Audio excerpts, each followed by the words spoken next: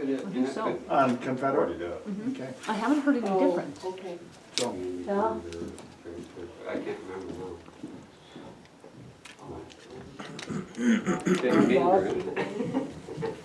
I don't know if you need to get that in here, can you? good morning. Can you? It's got a full picture of it. I did turn it on, Ann. Okay. So we are running. Yeah, but I want to know what that building is.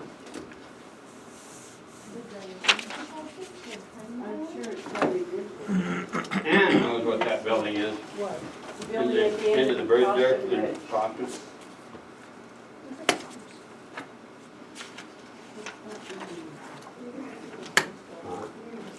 I can't. How old a picture is it? Okay. Is that building still If there? not, I'll.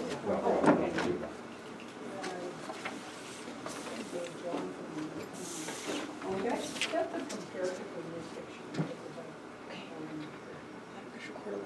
Because I gotta go read to my 2-year-old. Oh, that's not part of that building. That's something, well, yeah, you can kind of, now that I look forward. Okay. Laura, have you heard anything about Nora Nelson? Okay. I have not. Lately No. as to what, No. because I haven't heard anything for quite a while, and for a while we were worried she might be sick because nobody'd heard about her and nobody'd seen her. But No? then, that was a few years ago, but she was okay then. But I'll have to check with Vic Delk again, Yeah. Yeah, let me know what you hear. because she's a lot of fun. Yeah. Yeah, a great person. No question about that.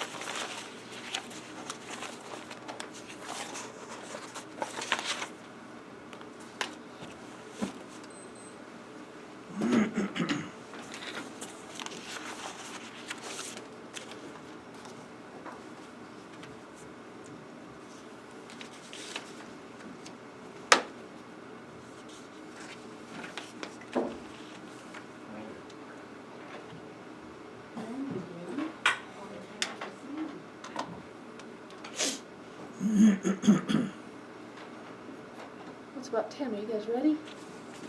All right, we'll call this to order. If you'd please stand and join us for the Pledge of Allegiance. I pledge allegiance to the flag of the United States of America and to the republic for which it stands, one nation under God, indivisible, with liberty and justice for all. All right, good morning, everyone. It is January 21st. This is the Broadwater County Commissioners' Business Meeting. This is where we take care of county business for 6,000 Broadwater County citizens. This meeting is open to the public, and we welcome anyone to participate by promoting basic civility. Documents are available for review and copying prior to the meeting in the clerk and recorder's office. They are in this notebook. These meetings are recorded. They are on YouTube and the county website. These are the only videos of these meetings that are unedited and uncut. We follow Robert's Rules of Order and the county civility and open meeting policies. Under Robert's Rules of Order, all comments shall be directed to the board chair. Sideline conversations can be taken out into the hall. For public comment, please come up to the podium. Upon recognition by the chair, please state your full name for the record. Each time you speak, the reason for that is our video doesn't show who's speaking, and that way people watching the video know. For public comment, each person who wishes to speak will be given an initial 3 minutes to do so. We can watch together on this clock. More time may be allotted. Finally, this disclaimer has been approved by the Commission via the weekly minutes. and applies to all public comment. Public comment is the opinion of citizens as individuals and does not necessarily reflect accurately on Broadwater County actions, operations, policy, practice, or processes. So with that, we will open our meeting to public comment on any subject not on the agenda and that the commission has jurisdiction over. Tim, if you'd please state your name. Good morning. Tim Ravendall, citizen, Broadwater County. I rise this morning to give, I'm going to say thanks to the folks in Virginia that stood up and said, hey, our Constitution and our rights are sacred and we have to defend them because silence is consent and we do not protect our rights if we let them go. A county right here in Montana took some of the same action on the 20th of this month. Stood up and told the officials that we want that to happen here as well. Taking, not necessarily using the term sanctuary, but to stand up and recognize that our Second Amendment rights are given by God, not government, and they need to be protected by the people. Years ago, I personally came to Broadwater County Commissioners with a resolution signed by a lot of citizens to have the commission adopt that. And the attitude back then was, well, we're in Montana, we sure as hell don't need to do anything about that because our rights are never going to be under threat. I rise today to ask this commission to consider resurrecting that in the interest of the citizens, to let them know that your oath that you took to defend the Constitution is not only sacred, but it also stands with a lot of clout right here in Broadwater County. Anyone that says they support the Second Amendment and then say, but, is not right. There's no exceptions to that law. And that's the law of the land. Thank you. Any other public comment?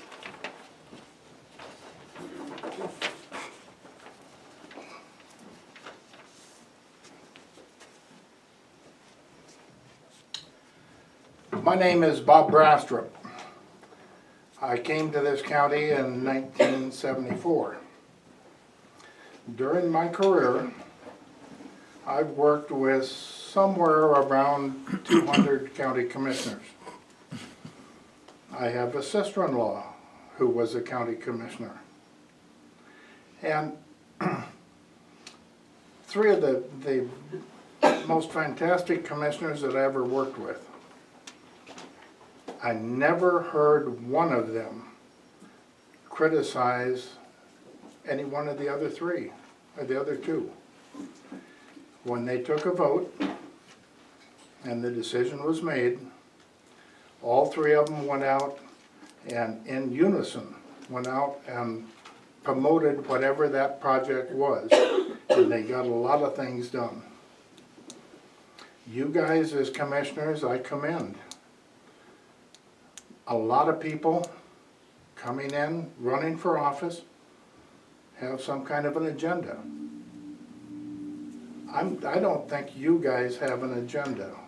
And I think the decisions that you make, you are convinced, are in the best interests of Broadwater County. One of the things that I learned a long time ago is that answers when you're on the outside are a lot easier than when they're on the inside. So I've reserved judgment for things until I have found out exactly what all the answers would be. When my wife and I were in Australia, we were introduced to a book called A for Attitude, written by an Australian author, and it's been endorsed by Lions clubs, by Boy Scouts, all sorts of organizations in Australia. And they buy this book and give it to third graders. It's written for third graders. We came back here and the Broadwater County Lions buy that book and provide it to third graders here in Broadwater County elementary school. when we give them that book, one of the lessons, one of the early lessons in the book, and the first one we work with the kids, is a statement, and this book is a self-esteem, how to live your life type book. One of the first lessons in that book is nobody is always right and nobody is always wrong. That's a good lesson to learn. I commend you guys for being restrained or extremely tolerant. I read a lot of things that you get blamed for that are not right. One that I read was how you had cut a budget. And apparently the sheriff had turned in a request for a budget, and what you approved was a little bit less than what the request was. Those of us that have worked in state and federal and county government have all had our requests cut at one time or another. You cut the request, you didn't cut a budget. But the people had the impression that you cut a budget. Sometimes maybe we need to correct those impressions. Read one the other day again where if a person bought something for the county out of their budget, they didn't have to have commission approval. But you guys approve the bills. Just because somebody buys something doesn't necessarily mean that it's appropriate. I've had some turned down over the years. I thought that what I did was right, but the commissioners agreed that maybe it wasn't, and I respect that, and I respect your decisions. So I thank you for your service, and I would also remind even the people that are here. I read where you were reminded the other day that you had to represent the people of Broadwater County, or the citizens. You need to represent all of them, just not the few that show up here at each one of your commission meetings. And I think you're doing a pretty good job, at least from the stories that I hear. So the last thing that I have for you is that I haven't had time, and I apologize because I've got to leave and take kids to Whitehall. But I haven't had time, but I will get it to you for your next meeting. Is that next week? Mm-hmm. Monday.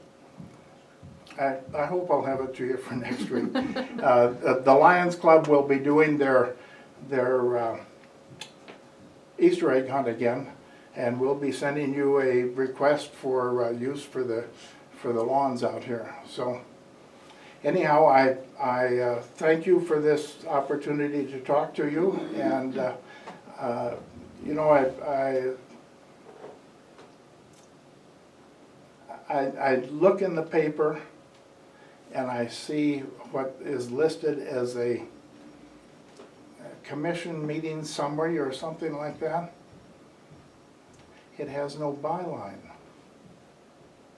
I know of no other paper that does anything like that. It'd be nice to know who writes those summaries. But I commend you for your service. I thank you, and we'll talk to you later. Thank you. Thank you, Bob. Thanks, Bob. Is there any more public comment? Public comment? Public comment. All right. With that, we have minutes from last week, January 13th. Motion to approve minutes is circulated. No, second. It's been moved and seconded to approve the minutes as circulated. Any public comment? All right, all those in favor, please signify by saying aye. Aye. Aye, motion carries.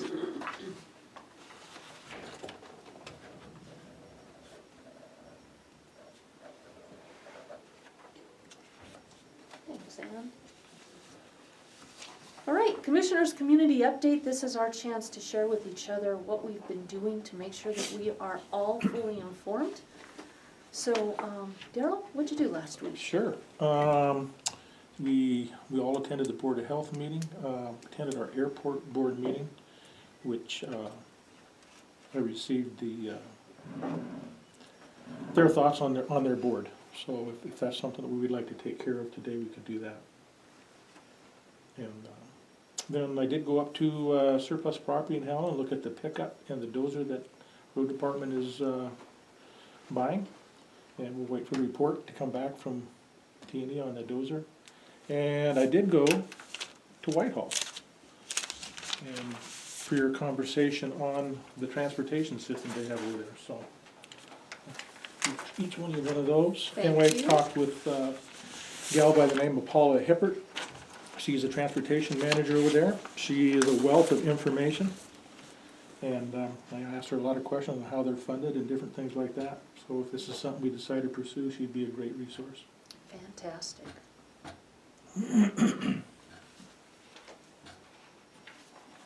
That to you for the record.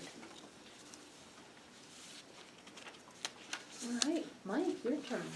Let's see, I went to the Board of Health meeting, I also went and took a look at the silos, at the gazebos at the silos. Myself and Mike Myers are gonna go take another look at those this week, hopefully the snow will melt off the roof so we can look at those. And had a conversation with some hospital administrative people about the covering the cost of the storage of the ambulance bay and also a quarter of the office space and kitchen area. They said that that would be on the agenda for this week's meeting, so hopefully we'll have some kind of a preliminary agreement with them on that. So we have a memorandum of understanding with them on who's paying what. That's pretty much it. All right. I attended the MVM meeting, Missouri Valley Marketing, and they are an interested partner in the transportation, also working with Raidersburg on a couple of projects, so that's pretty exciting. They're also working with the Get Her Done Committee and BCDC on some, on Chamber of Commerce, on some community marketing as a group. And then Board of Crime Control, we had a training. Folks from each of the different disciplines with the Office of Justice Programs was in Helena on Thursday. Training was from 1 to 5. And basically they gave us updates on where Congress is at in funding the programs, victims programs, justice programs, law enforcement programs, and grants for each of those. So I gave you both some information. I will put this here also for the record. So, anything else anyone forgot? All right, and certificate of survey. Any certificates of survey? No, I don't see Bernadette. All right, next on the agenda, it is exactly 10:15. We have Mary Hendrickson, Public Works Director. She's going to clarify the solid waste budget. And we're going to do things a little bit differently. Having the podium is new. So when we have a presenter, they will come to the podium and present their information. When they are finished, they will sit down. Public comment will be called for, and anyone may come up and have their public comment. Per Robert's Rules of Order, all comments should be directed at the board chair.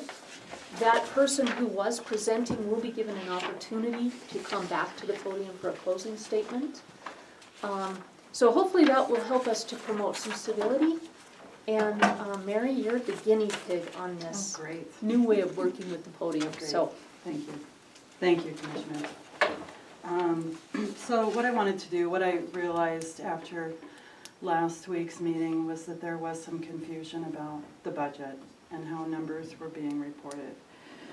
So what I wanted to do is just kind of explain how the operating cash budget works, and just get this information out there for people to see.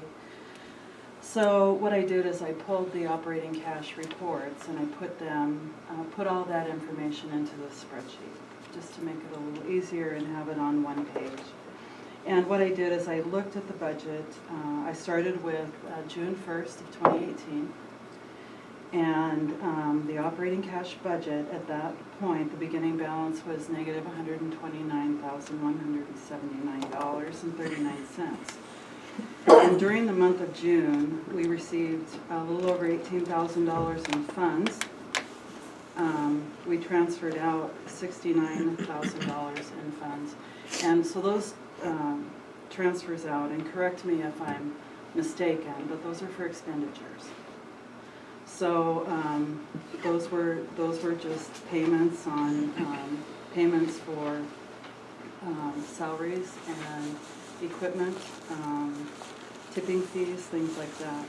So because the end of June is the end of our fiscal year, our budget has to be zero. And so there was $179,580.14 that was transferred in. So that initial number that I used for the solid waste deficit was that number, because we had to transfer money in to balance that the end of June, end of fiscal year budget to zero. So those funds were transferred in. So on July 1st, our beginning balance was zero, because that's what it was on June 30th. And we received a little over $12,000 in funds, but the funds that we transferred out at the end of July, and I'm sorry if I said the 1st of June, I meant the 1st of July. The funds that we transferred out on July 31st of 2018 was $222,963.89. That left us an ending balance of negative $210 or $210,516.27. So that was the end of July. The 1st of August, that is our beginning balance. We received a little over $6,000. We transferred out a little over $28,000, and that ended our ending balance. Let's see, where am I at? The end of August 2018 was negative $232,404.81. September 1st, that was our beginning balance. We received a little over $3,600. We transferred out $79,444.60, leaving us a negative balance on September 30th of negative $308,225.94. That again was our beginning balance on October 1st, 2018. We received a little over $56,000. We transferred out $31,068.05, leaving us a negative balance on October 31st and a beginning balance on November 1st of negative $333,631.11. One thing that I do want to point out in here is, let's see here. Our funds transferred out in September. We actually had 2 employees leave in September of 2018. And so some of that money, as I said, it was $79,000. And some of those funds were payment for their accrued comp or vacation hours. So those are things that have to be paid when employees leave. So that's why that number was so high. So, again, and I just carried this through the end of January of 2019. But just so that there was an understanding that we'll have beginning balances, which would be the monthly end, and those numbers will change based upon expenditures out of that account. So we went from a negative $210,000 the end of July to a negative $232 the end of August, to a negative $308 the end of September, to a negative $333 the end of October, to a negative $182 the end of November, and that's because we received funds in November of $173,373.27, and that would have been, pardon me, the first half of the assessments. that we received in November. And we can see that we do have assessments and other revenues that trickle in, but the majority of our assessments we receive in November and May. So just to kind of give you, these are snapshots of those months there. Thank you, Mary. You bet. Any questions from the commission on Mary's proposal or budget or anything you're seeing? All right. All right. Thank you. Any public comment?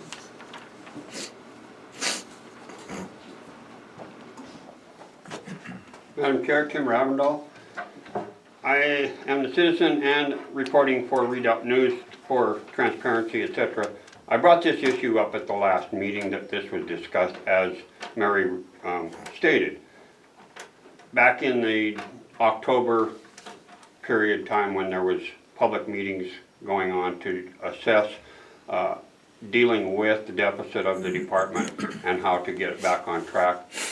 Those figures were used of that $179.80, don't quote me on the number, but it was in that $180,000 deficit number.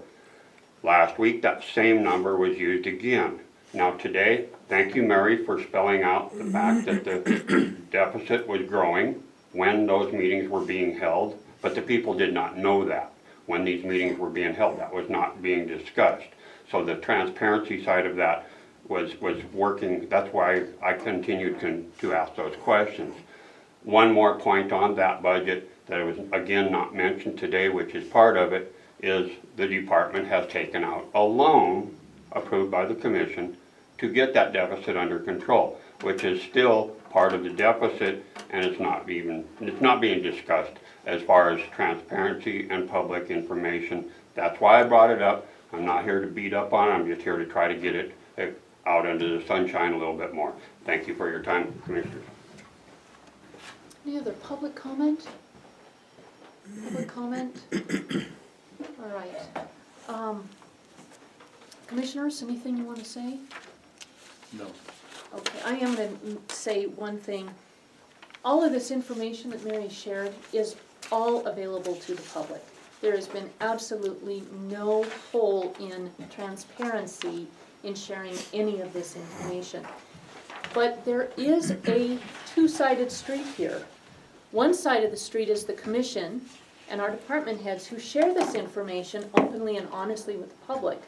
The other side of the street is the willingness of members of the public to actually see that information, accept that information, and not twist that information. So, Mary, thank you very much for bringing this forward. And this is always available for anybody who has any questions or wants to talk to us about it. It's brought out for all of our reviews of the budget, certainly for the budget building season, which is roughly 6 months. So, Mary, did you have anything final to say? I do. Okay, floor is yours, or the podium is yours, however you want Thank to. you.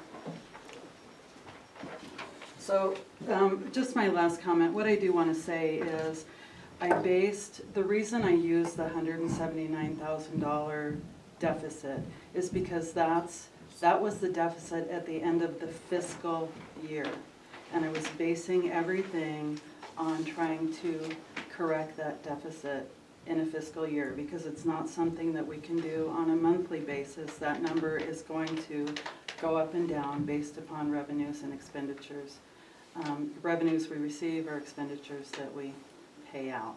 So for the sake of just trying to establish some consistency, from that point forward, I looked at the fiscal year number, because that made the most sense to me, because we are going to get revenues in from assessments.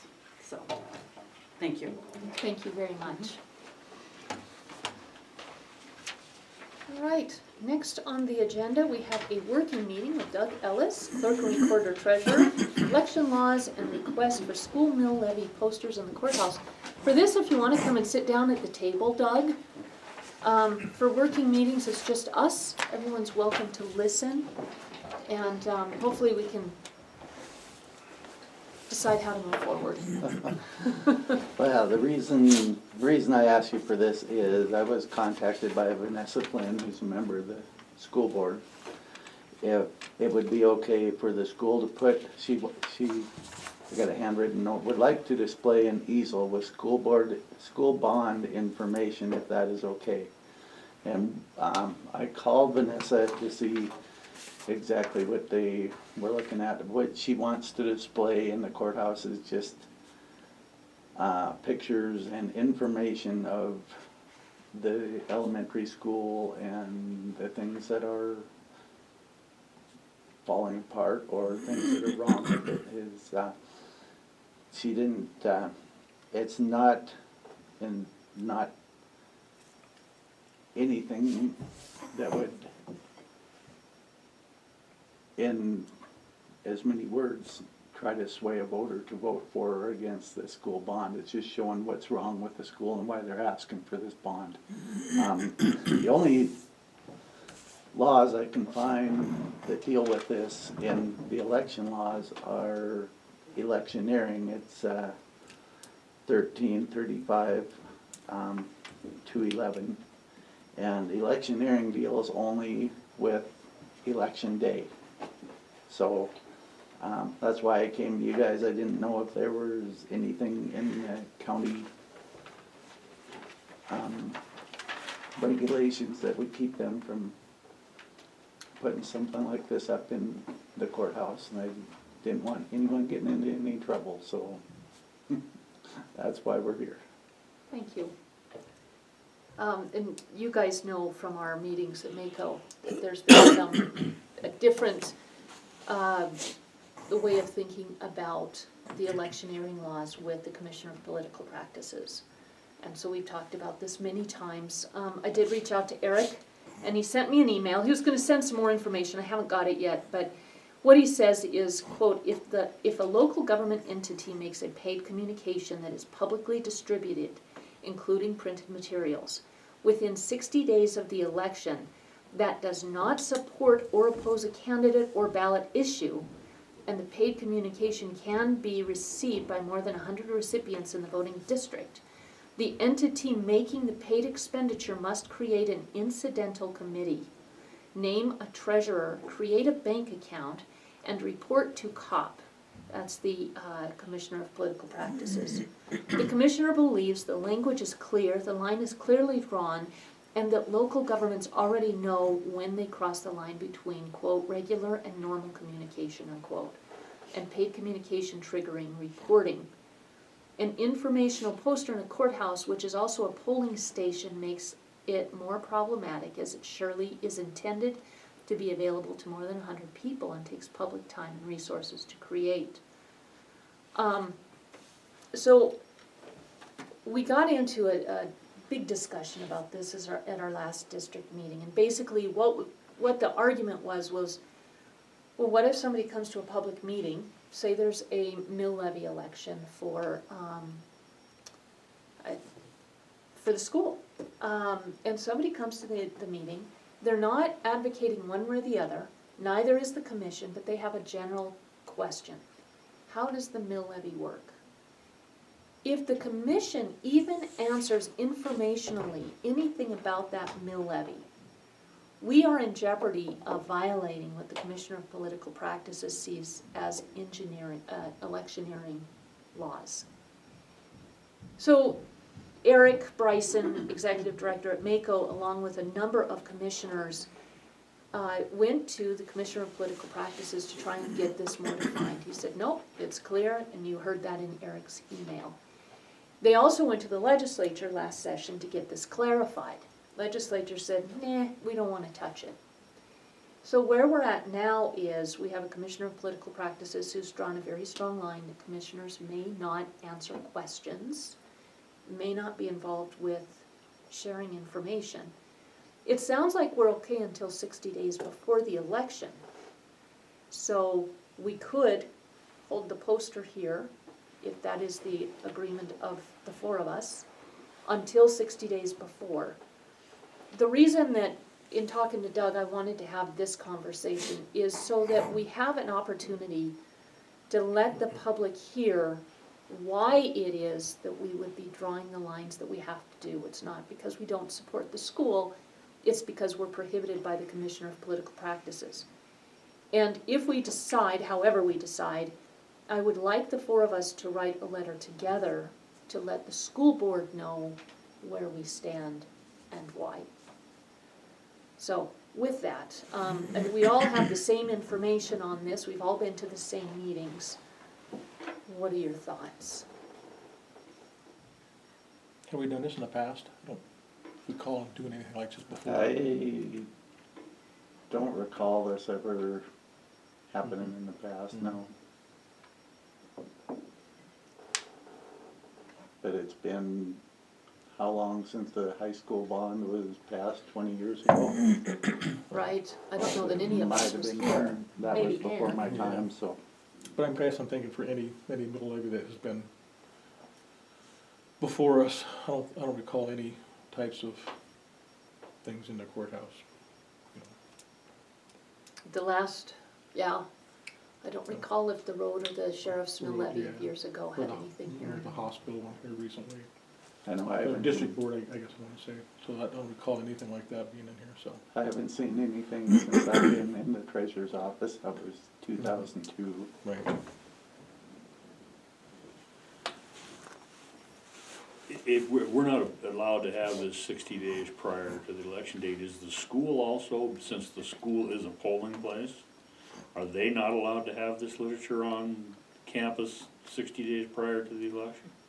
I don't know that that would, Or would it only be in the public, in the room where you vote? Because they have it in the high school. They could still have it in the high school, but they wouldn't be allowed to have it in the lobby or the library or that community room. I think at the school, it goes back to the electioneering where it's just the day of the election. Isn't the 60 day because the commissioner's officers are in this Exactly. building? This is strictly against commissioners. And because our offices are in the courthouse, the question is, does it extend to the courthouse? So the school would be a totally different, defined totally differently, as I understand it, with the Commissioner of Political Practices.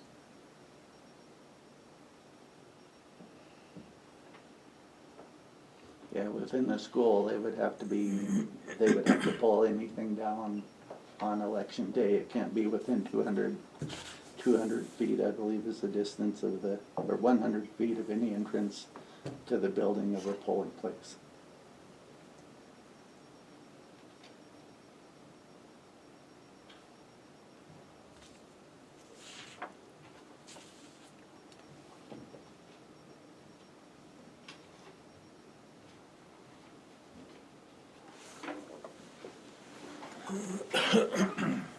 I guess my initial thought is we were setting the precedent for things in the future.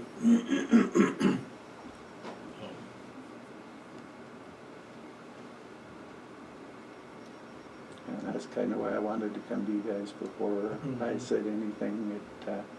I don't want to put anything out there that's gonna even give the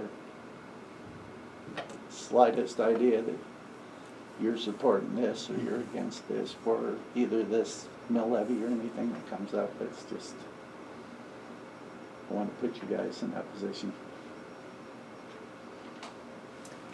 My thinking is a little bit differently, and that is, this is the people's building. And in order to put anything for a mill levy for the county, be it the school, be it the city, be it law enforcement, whatever, it's just information. It's just to give information to the public, and knowledge is power. Let the people have as much information as possible. So I would be for it, regardless of who it's for, up to the 60 days. That would be my opinion, but I think it needs to be, whatever we decide, we need to decide as a team. We need to stand together as a team, and in my opinion, I think we need to write a letter so that there is a communication to our partners as a team. Surely we're not taking any public comment during the working meeting, so you're welcome to stand. You may sit. We'll call for public comment in a little while.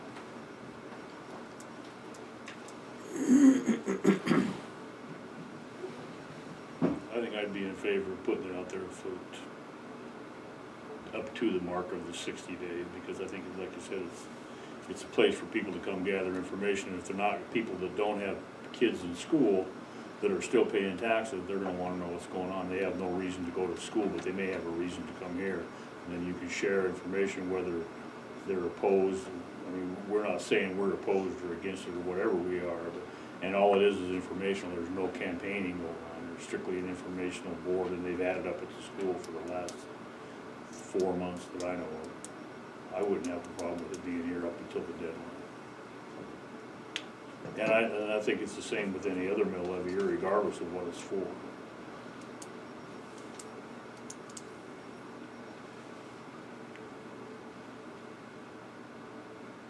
So then according to what you read, Laura, they will have to appoint a board and, No, my understanding, and we'd want clarification on this, but my understanding is within 60 days of the election, they would have to have the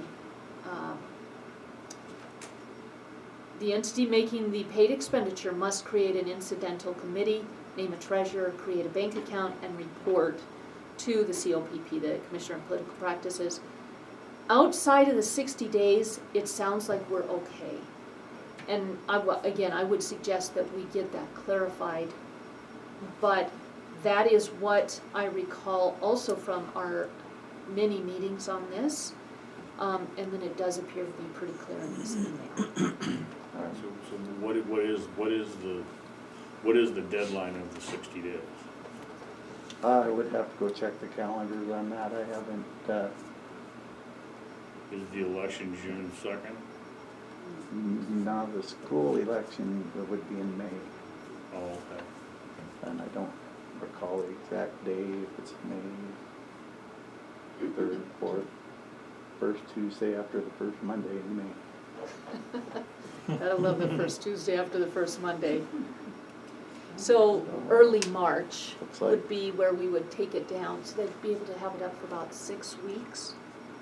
And what I would suggest is if we do decide to move forward this way, I would ask them to put a sign on their sign that says, this must be removed by March, whatever, in order to comply with the Commissioner of Political Practices, so that people know why it's going down.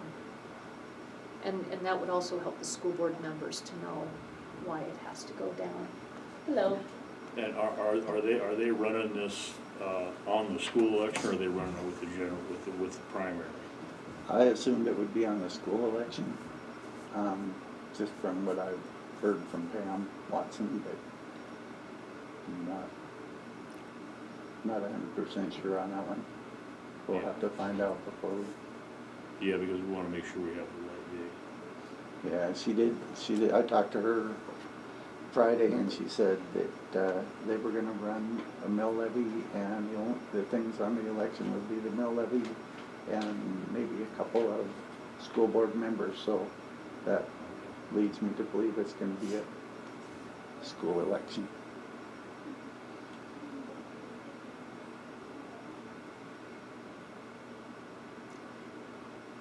And this is just for the mill levy, not for the individuals, correct? Right, Yeah. right. I think that's an important distinction to make. So would you be okay with allowing this until the 60 days? Yeah, I don't have a problem with it, like she said, it's just informational, they just wanna show what's wrong with the building, some of the things that have deteriorated, and it's just information for people to see, to help them make their mind up, do we need it or don't we?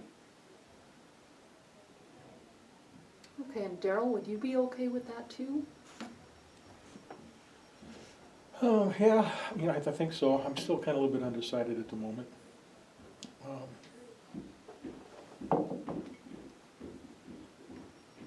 I'd like to hear what Eric has to say in this a little bit more. And I can throw the email over to you. Yeah, There's more to my questions and then his answers, yeah, so. okay. Yeah. So do you guys want to maybe table this, not table it, postpone this until next week I think that'd be for great. a vote? Mhm.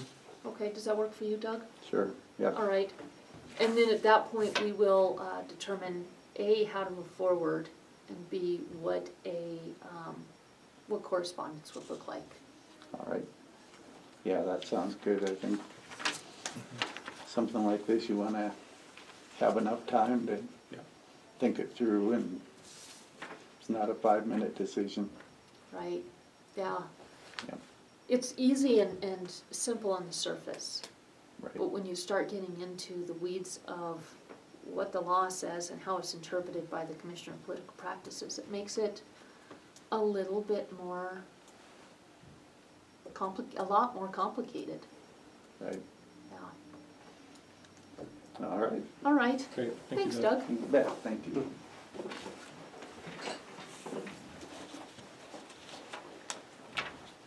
All right, do we have any public comment on that subject, Shirley?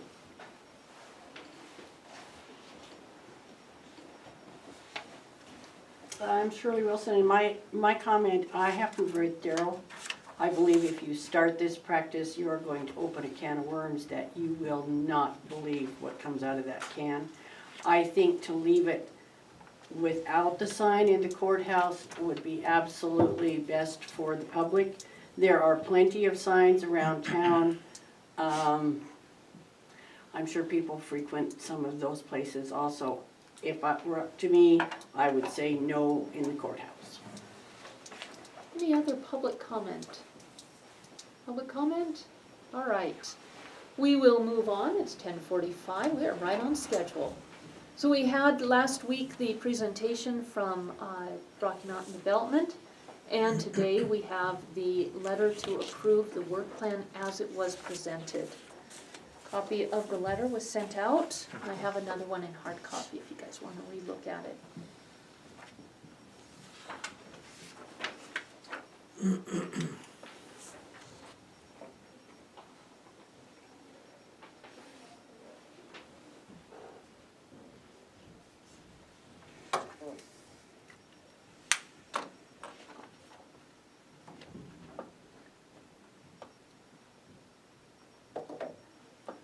Well, they do some great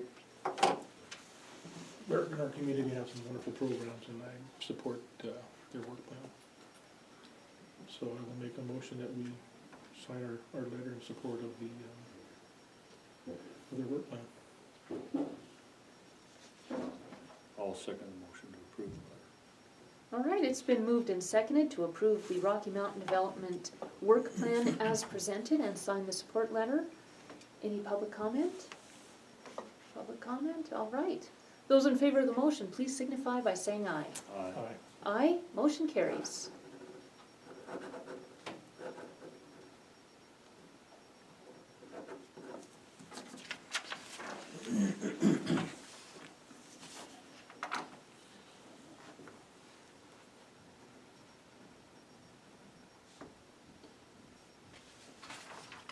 Thank you.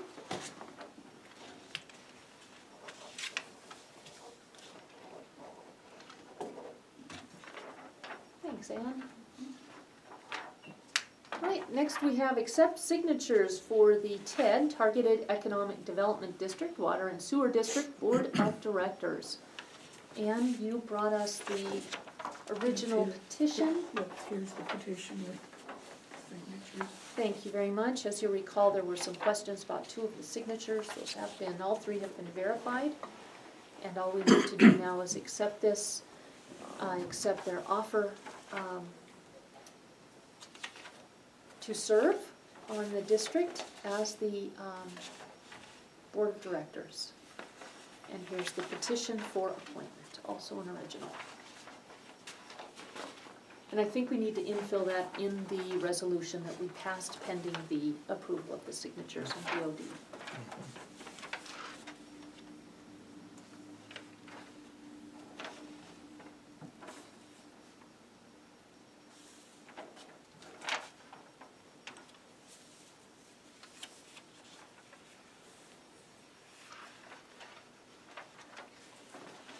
All right, good. Thanks, Ann, for that. Like I said, I'll make a motion that we accept the signatures for the Ted Water Sewer District Board of Directors. I'll second the motion. It's been moved and seconded to accept the signatures and petition for the TED Water and Sewer District Board of Directors. Any public comment? Madam Chair, Tim Ravenel, Redoubt News. Just a quick clarification, how many members are going on this sewer water district board? And how many signatures were gathered to create it? And in the district itself, how many citizens are being represented? If we got them figures. Daryl, you've been working on this. Can you answer any of Yeah, those so questions? the only folks that can be on this board are people that are within the TED itself. So it would be the business owners, that's it, no citizens. All right, thank you very much. All those in favor of the motion, please signify by saying aye. Aye. Aye, motion carries. Thanks, Ann. All right, that is, How many signatures were on the petition? That was my other question. 3. 3, thank you. that is it for our agenda. We do have a consent agenda, and this is carryover and carry on of past agenda items or ministerial actions. So we have a couple. Daryl, I see you looking through paperwork, so I'm gonna give you the floor first. All righty, thank you.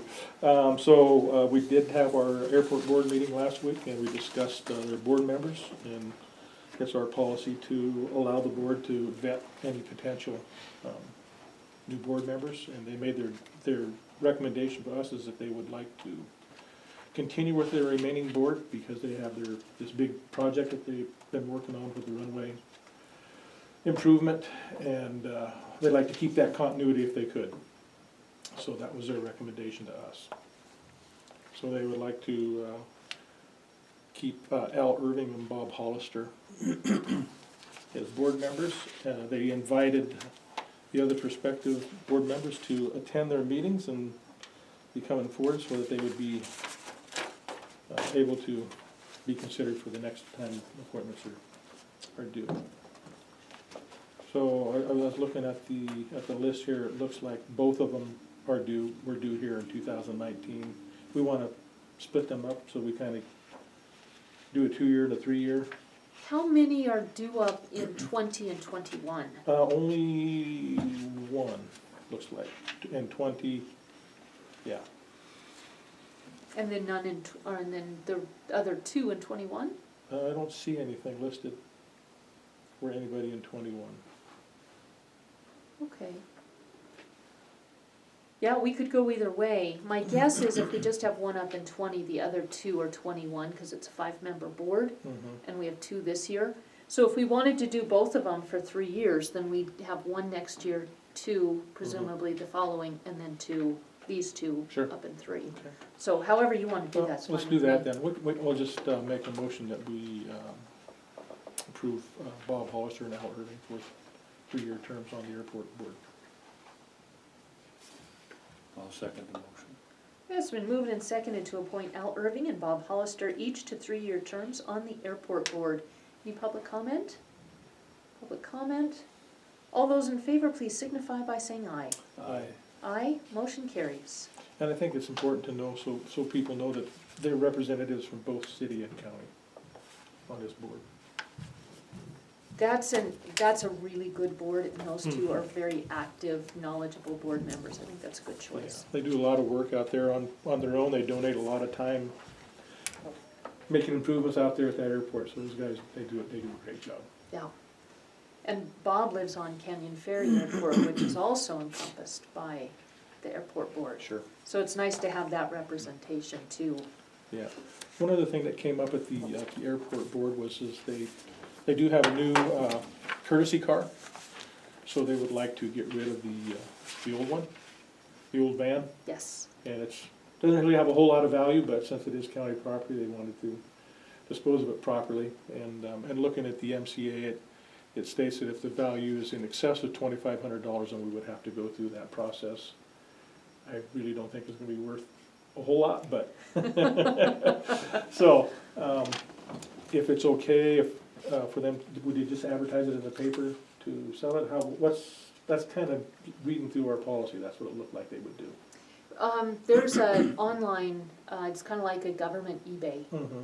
I would suggest that, Okay, because I think they'll get a little bit more for it. sure, And there's more people that see that. right, And then, yeah, they could advertise it locally, the community website.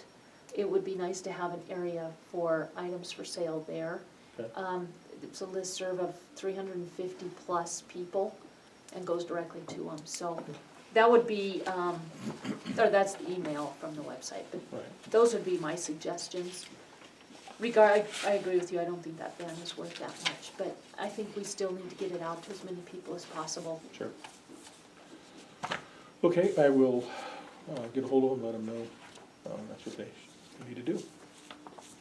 All right, anything else? And I think that was it. All right, Mike, do you have anything? No. Okay. So what we have is a little bit of mail. And to start with, these are letters to Pecha, DHM, and Sanderson Stewart. Sent these out for you guys to review and offer edits, and that is for the Silos Master Plan. We met last week in a working meeting and then voted as a commission to grant the request for proposal to Robert Pecha and Associates for the Silos Master Plan. And this is merely letters to all the people who put in RFPs to let them know. All right, yeah. Look, no, they look great, so, I'll make the motion to approve the letters to Robert Pesha, DHM, and Sandra Stewart for the RFPs for Canyon Fair for the silo project. no, sir. So moved and seconded to approve and sign the letters for the 3 companies that put in for the RFP for the Silos Master Plan. All those in favor, please signify by saying aye. Aye, motion carries.